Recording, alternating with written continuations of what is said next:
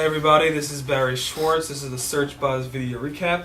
Today is Friday the 13th, May 13th, and a little under the weather, not feeling so good, but I'll go as quickly and I'll try to make this as easy to understand as possible. The first thing I wanted to discuss was the Panda update. Supposedly there was an official update to Panda. It wasn't. People were calling the 3.0 update. It's actually more like a 2.1 update. So as you know, we actually reported about this in our May Google Webmaster Report. We talked about it last week, but now it's more official. Danny Sullivan got confirmation from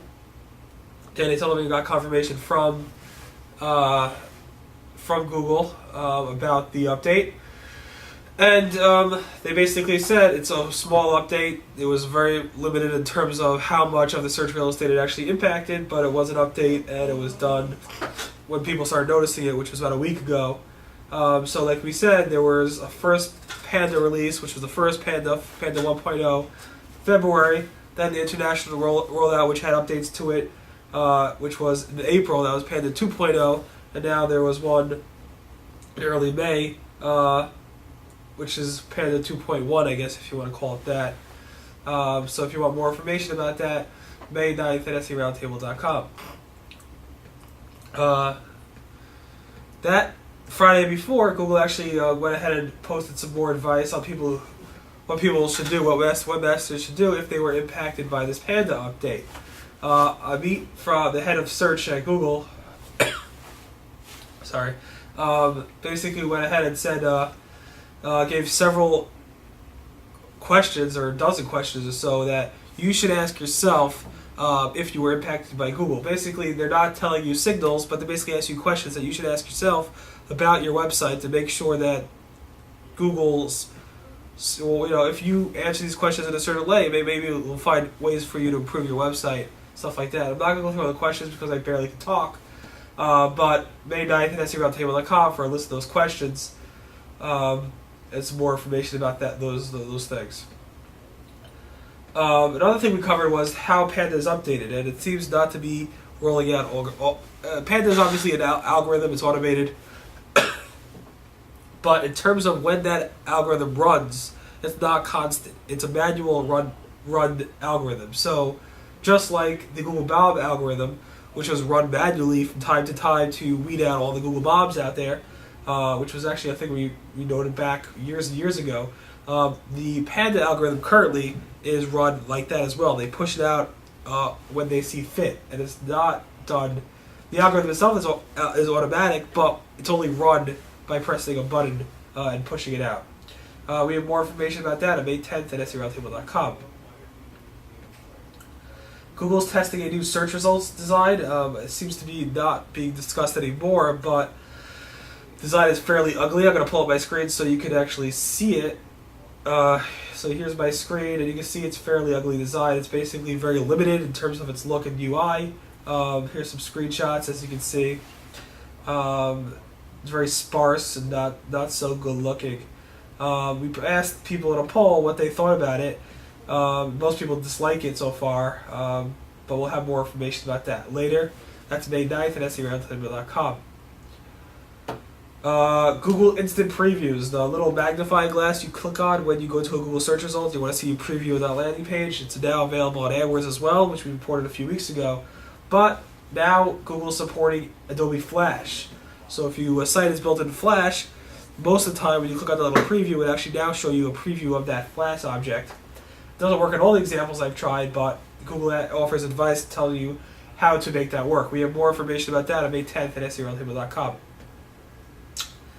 Google is, this Google +1 button that Google's been talking about for a while. At Google I/O this week, Danny Sullivan took screenshots of how this Google +1 button will be implemented for publishers, as well as how that will be integrated with the analytics packages. Let me show you my screen so I can show you screenshots of it. As you see over here, here's a screenshot of how you actually produce a Google +1 button to add to your website, and here's a screenshot of the analytics, or one of the pieces of analytics of how the Google Plus One button is affecting your site. It actually shows you some demographics and stuff like that, plus traffic implementations. Danny Sullivan has a lot more information on Searcherland about these previews, but you can get the links to that article at SEOroundtable.com on May 11th. It's pretty cool, and it's coming down the pipe. There was this really interesting TED speech by Eric Parisier, Parisier. I'm not sure I pronounced that right. We have a link to all this information on May 12th at SEOroundtable.com. And I basically titled the post to censor Google search results through personalization. What he's basically saying is that there's these online filter bubbles that basically filter the web based on who your friends are and what you like. And what he said, this is not a good thing. He's basically saying that the reason people go to the internet is to find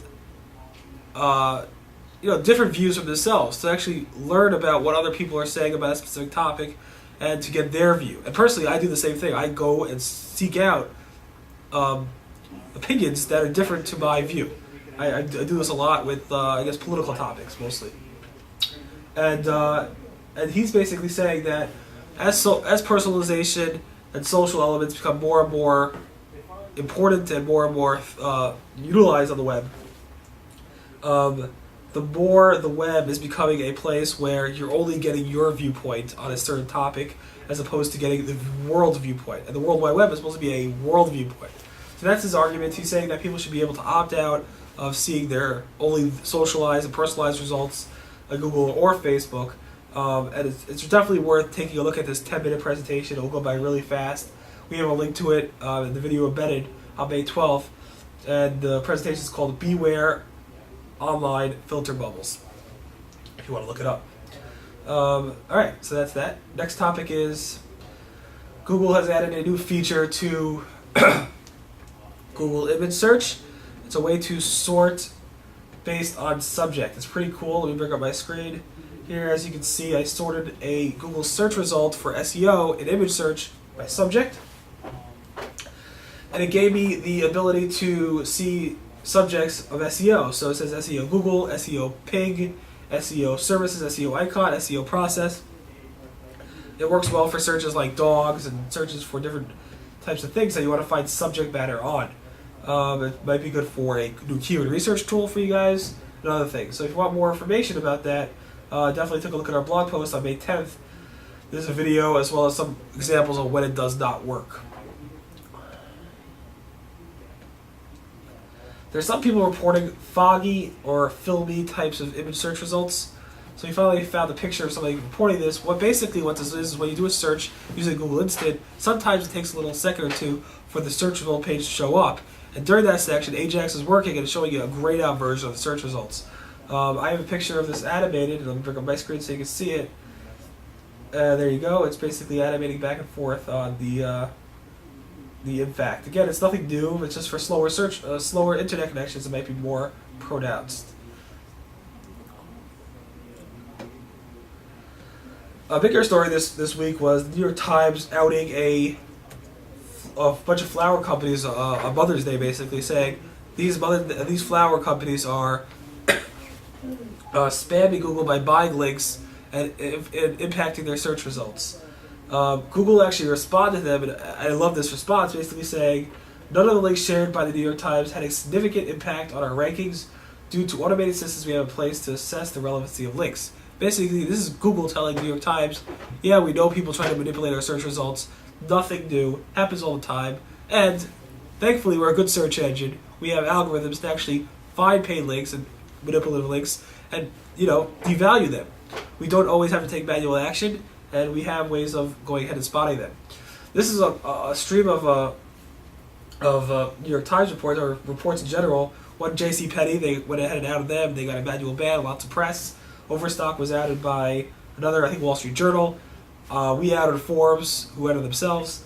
And this is basically an ongoing trend of big publishers outing big companies for doing things against Google's guidelines. And this is Google's way of saying, hey, we know, don't worry about it, we got it under control. Question is, do all SEOs think they actually got it under control? I'm not sure. This morning we reported about how Google set aside $500 million to technically pay for a settlement for the Department of Justice. Supposedly, according to Wall Street Journal, that $500 million is going towards paying off the Department of Justice a settlement towards allowing illegal drugs to be advertised in the AdWords network. In February 2010, we reported that Google allowed certain types of drug ads to be allowed within the AdWords network. And then later that year, in September, we reported that Google actually sued a bunch of rogue advertisers for placing drug ads, illegal drug ads in the network. I'm not sure if this is directly related to that.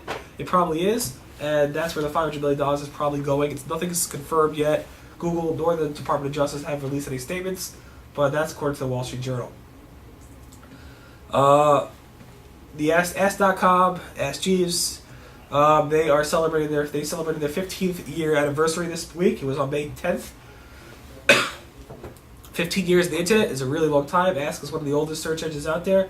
It's gone back to its roots from a question and answer engine to a search engine, now back to a question and answer engine. Greg Sterling did a great job in summing up their history. They went public in 1999. In 2005, it was bought by IAC for $1.85 billion. In 2006, Jeeves replaced Butler. He put him in retirement. In 2006, later, in April 2006, Steve Berkowitz joined Microsoft, and Jim Lanzone was the new CEO of Ask. June 27, 2007, Jim Lanzone came out with Ask 3D, which is a great new UI that a lot of search engines now use, the UI at least. In January 2008, Lanzone was